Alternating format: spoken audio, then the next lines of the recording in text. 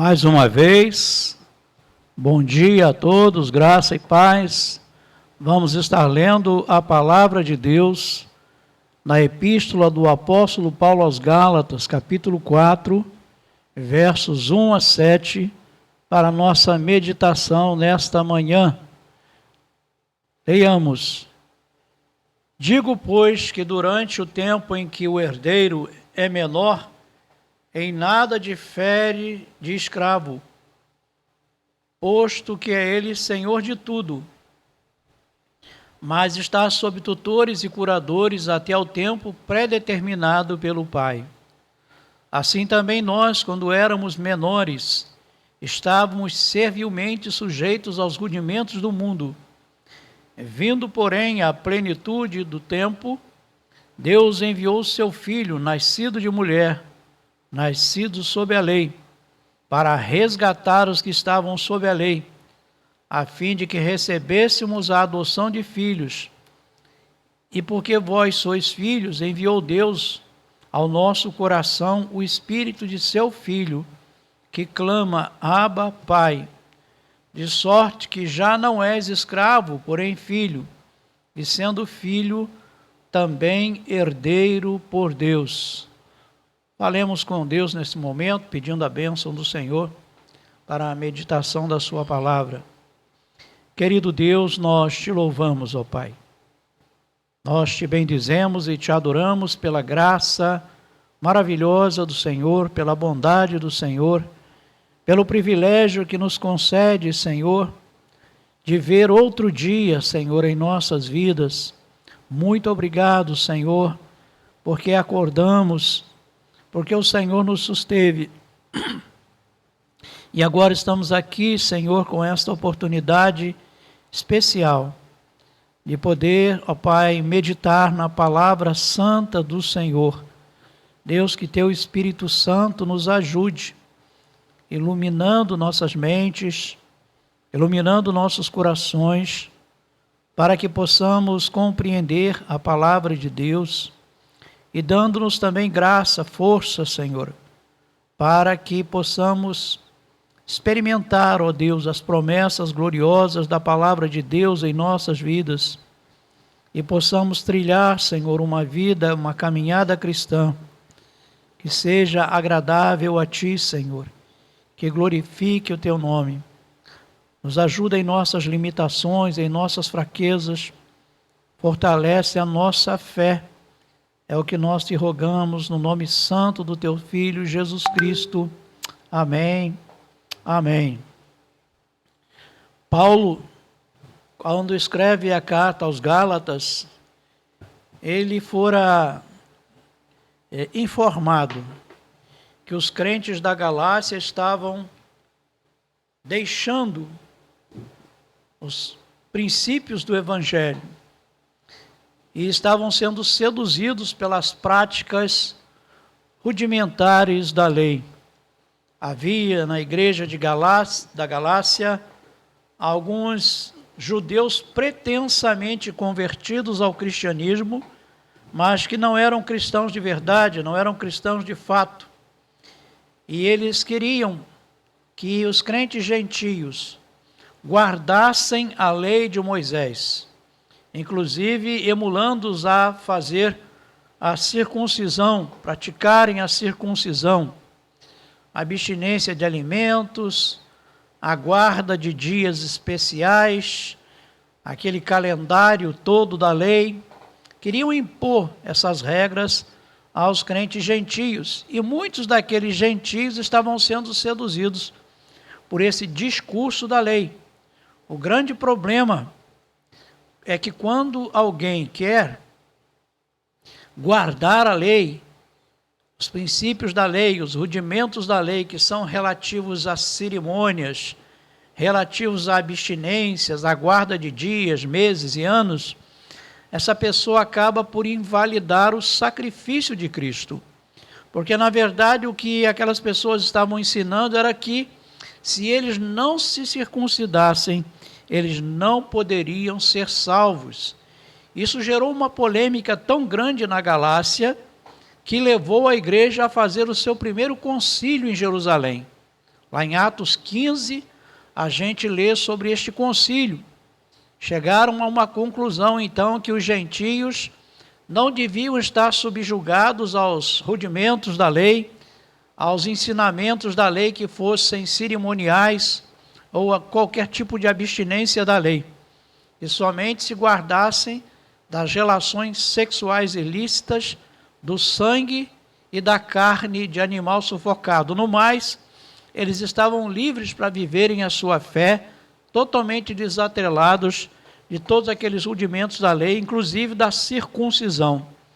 Mas foi preciso muita discussão para que os crentes da Galácia, por fim, pudessem depor a lei e se colocarem debaixo da graça maravilhosa de Deus. Infelizmente, em pleno século XXI, quando o Evangelho já foi pregado largamente há mais de 2000 anos, ainda existem cristãos, pessoas que se dizem cristãs, que porque querem guardar a lei, querem andar de acordo com os rudimentos da lei, fazendo diferença, como diz Paulo aqui, entre dias, meses e anos, querem praticar a circuncisão, querem fazer tudo aquilo que a lei de Moisés ordena e que não tem nada mais a ver conosco, que não tem nada a ver com a graça. Se nós fôssemos judeus por tradição e circuncidássemos os nossos filhos machos, tudo bem, é uma questão de tradição social, cultural, mas mesmo o judeu, que sendo judeu e por força social pratica a circuncisão, ele não pode ver na circuncisão nenhum meio salvatício. Se ele é um cristão, ele deve ser cristão de fato e crer que tão somente o sacrifício de Cristo na cruz do Calvário é suficiente para nos resgatar do império das trevas e nos transportar para o reino do Filho do amor de Deus, e que somente por Jesus Cristo há salvação e em nenhum outro, e que nenhuma obra da lei pode, porventura, salvar alguém ou mesmo auxiliar na salvação. Jesus não precisa de ajuda para nos salvar. A obra que ele fez é perfeita, a obra que ele fez é completa. Então o apóstolo Paulo vai repreender aqueles crentes da Galácia e vai exortá-los severamente, dizendo que eles estavam passando daquele evangelho que haviam recebido a um outro evangelho. Paulo chega a dizer que qualquer pessoa que recebesse outro evangelho, mesmo que fosse um anjo do céu, ou até mesmo ele, que esta pessoa fosse considerada anátema. Ou seja, essa palavra anátema é uma palavra muito forte, que significa, dentro da linguagem grega, maldito dos deuses infernais. Olha que coisa terrível. Que no Novo Testamento significa alguém que está completamente rejeitado e que não é objeto da graça de Deus. Então, separado de Deus. Nós não somos e nem podemos ser anátema. Somos filhos e servos do Senhor. Mas se alguém abraça outro evangelho, mesmo agora, seja considerado anátema, porque o único evangelho que nós recebemos é o evangelho do nosso Senhor Jesus Cristo, pregado também pelos seus apóstolos e profetas. Então Paulo, ele aqui dá uma explicação para aqueles crentes da Galácia, depois de tanto exortá-los severamente. Ele diz: digo, porém, que durante o tempo em que o herdeiro é menor, em nada difere do escravo, posto que ele é senhor de tudo. Naquele contexto social, e até hoje ainda acontece isso na nossa sociedade, quando uma pessoa é menor de idade e ela tem uma grande herança, recebe uma herança, contudo ela ainda não tem condições de gerir a sua herança. Embora seja dono de tudo, ele é como se fosse um servo, ele é como se fosse um escravo, está debaixo da tutela de alguém. Então, quem cuida da herança é o tutor, que é determinado pelo juiz. Naquele contexto da lei também, segundo a lei, o juiz determinava quem era o tutor, que geralmente era um empregado do seu pai, alguém de alta confiança da família, e essa pessoa, embora fosse herdeira de tudo, ela estava debaixo do tutor. Então, como ele fala, mas está sob tutores e curadores até o tempo determinado ou pré-determinado pelo pai. O pai é que vai pré-determinar a idade exata. Naquele contexto lá do Antigo Testamento, ao completar 21 anos, então, aquele moço poderia assumir a administração dos seus bens, deixando de estar, então, debaixo da tutela.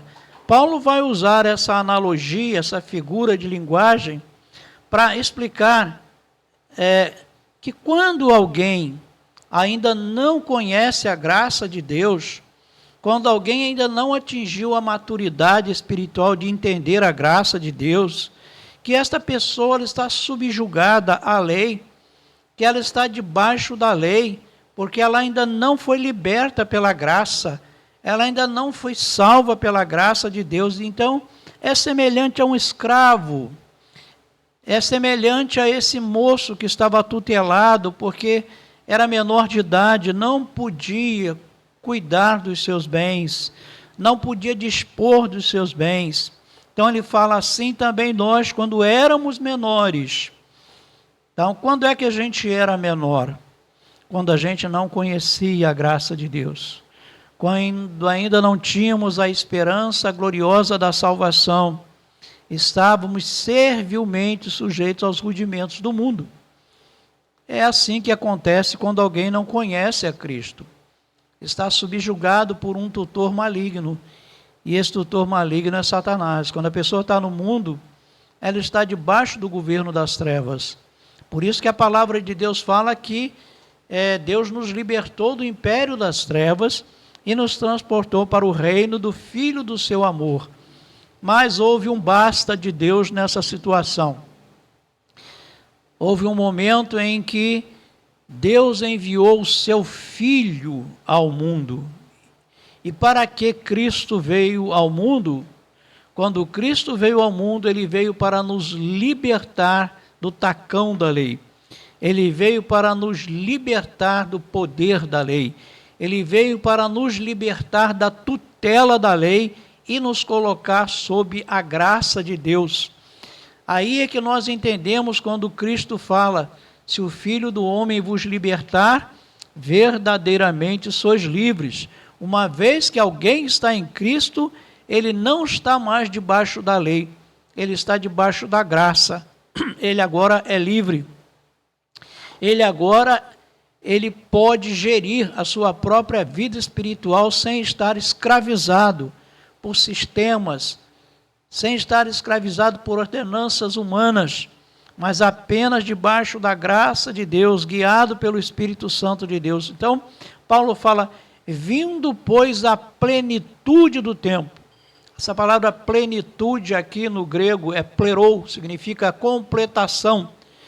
Na completação do tempo, no tempo exato, no tempo determinado por Deus, no tempo aprazado por Deus, Cristo veio. Na plenitude dos tempos. Jesus não veio antes do tempo e não veio depois do tempo, nem um dia a mais, nem um dia a menos. No tempo exato, determinado por Deus, o Filho de Deus veio ao mundo.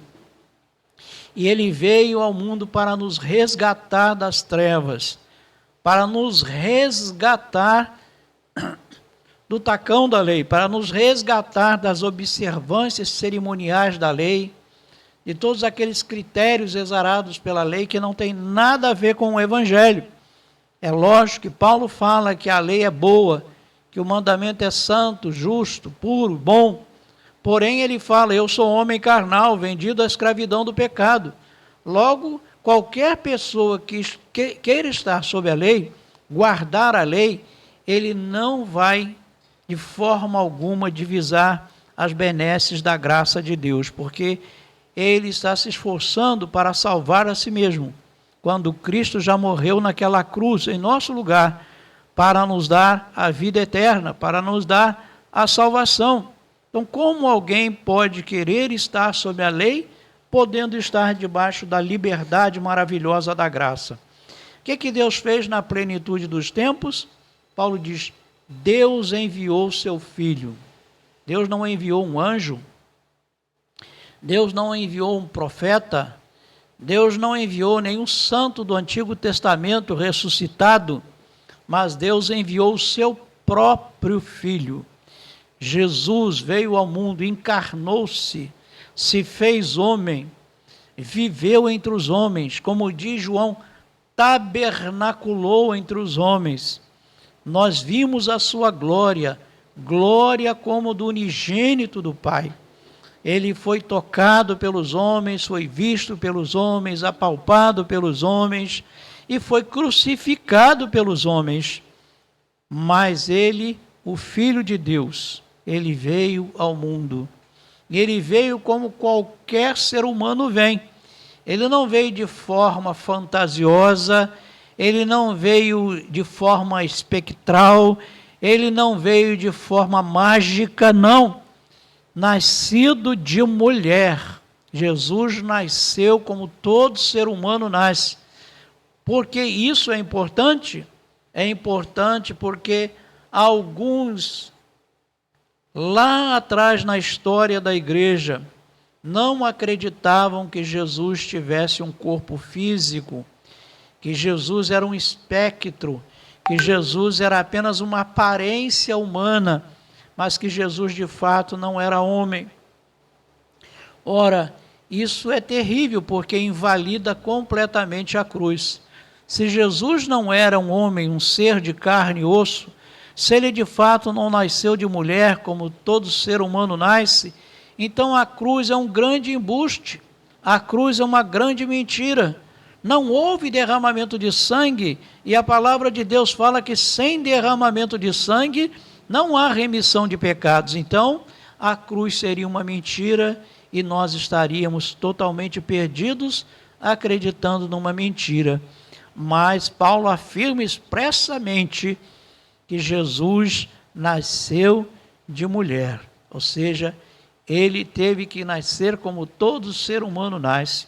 O Evangelho conta alguns detalhes da meninice de Jesus, quando Jesus era criança, um bebê. Depois mostra Jesus aos 12 anos de idade lá no templo. Então, Jesus era um ser humano igual a você, igual a mim, de carne e osso, embora fosse também 100% Deus.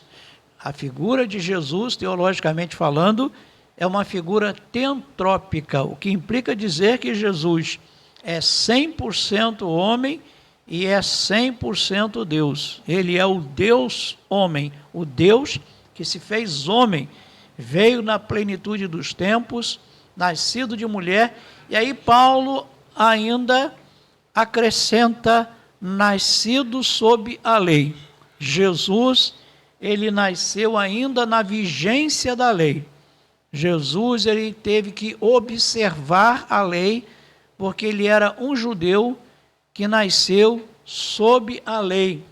Porém, Jesus não se preocupava com aqueles cerimoniais da lei que muitos se preocupavam, e até mesmo com aquelas tradições criadas pelos anciãos.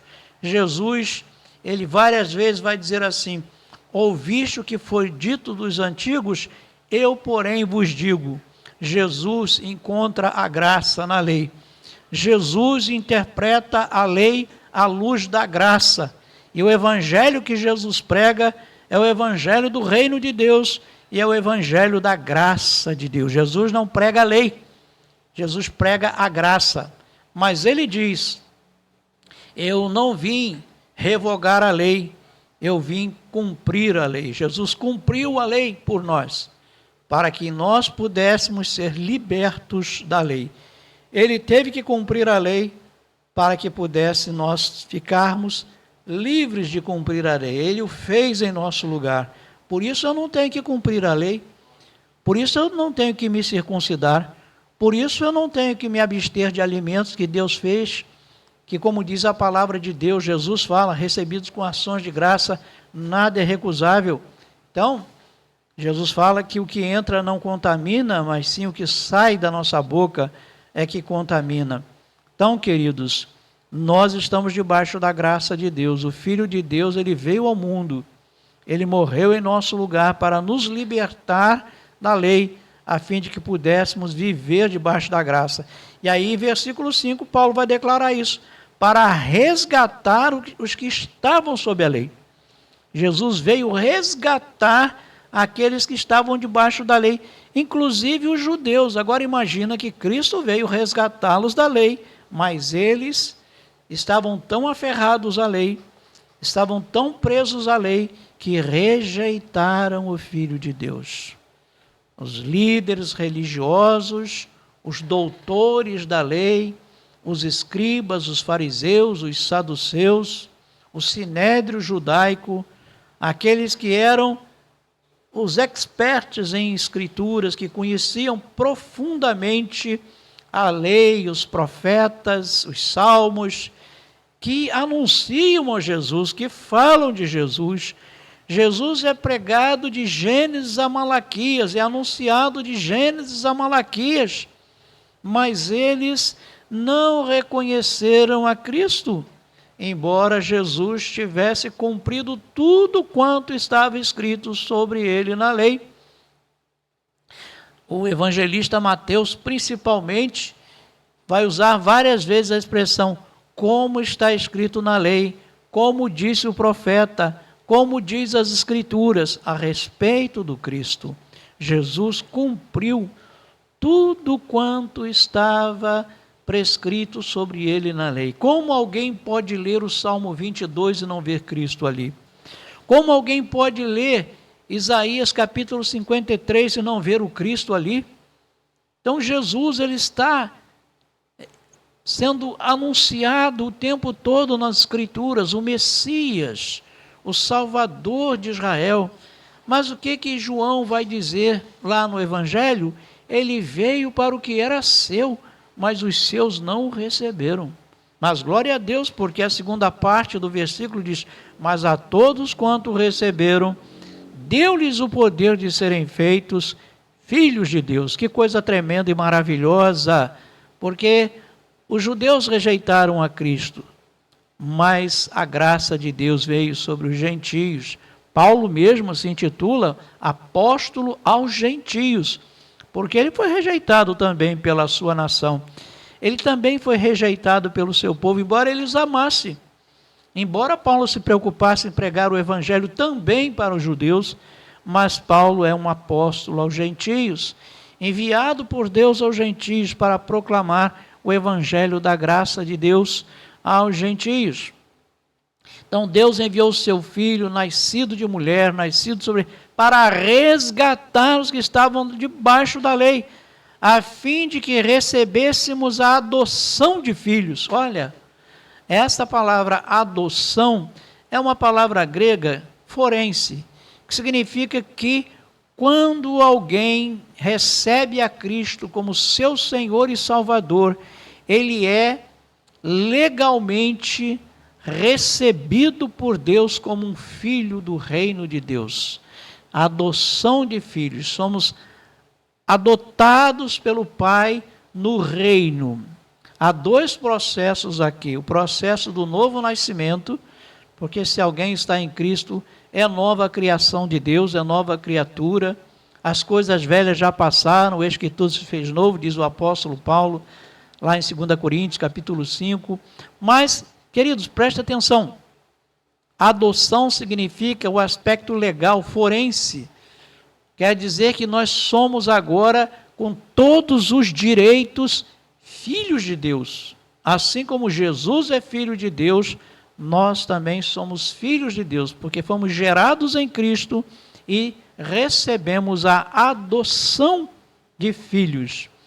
Então, Jesus veio para resgatar.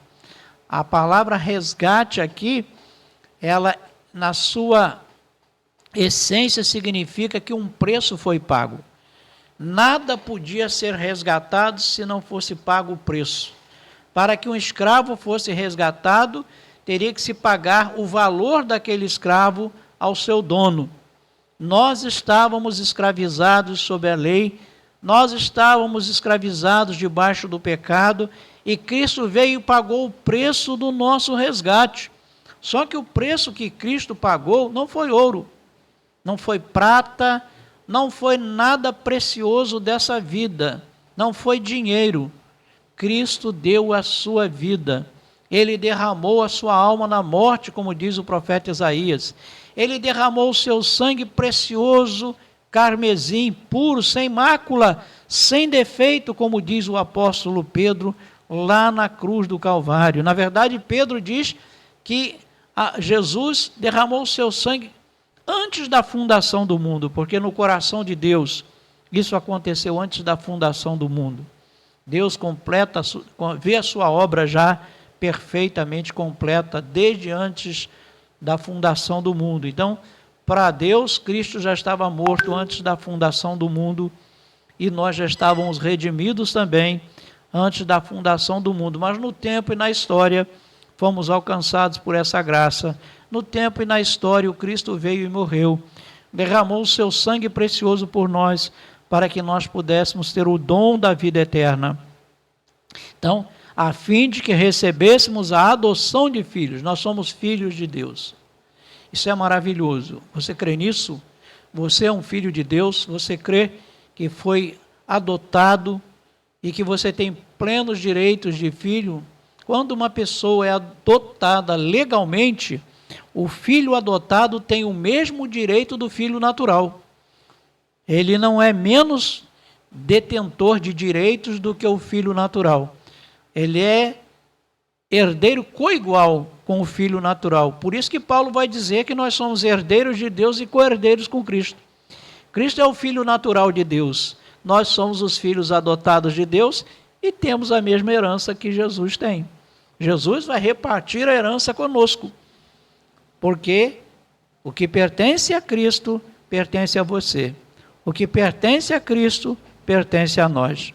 Mas não as coisas dessa vida, não as coisas desse mundo, não os bens dessa terra, mas os bens celestiais.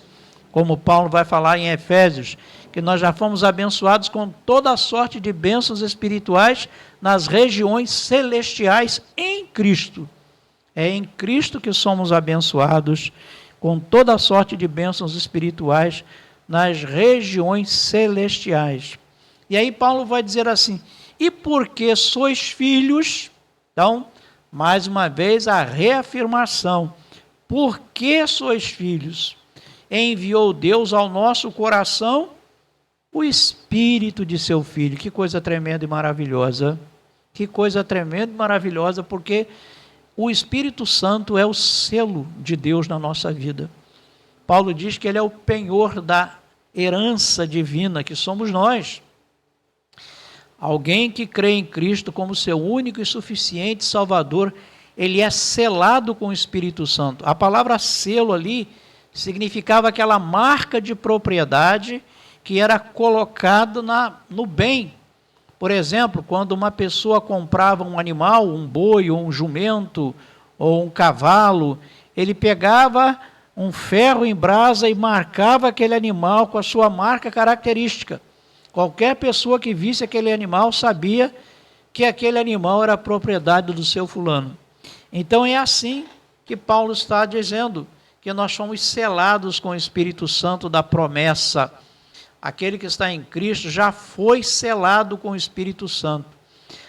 Não confundir o selo do Espírito Santo com revestimento de poder. Outros chamam isso de batismo no Espírito Santo.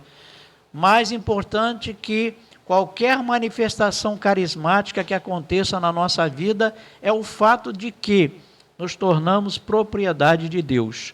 No momento em que Ele nos selou com seu Espírito, Ele nos adotou como filhos, selou com o Espírito, pertencemos a Deus. E isso é muito importante, você ter esse senso de pertença, saber que você é livre, que você é uma nova criatura, mas você é livre para servir a Deus.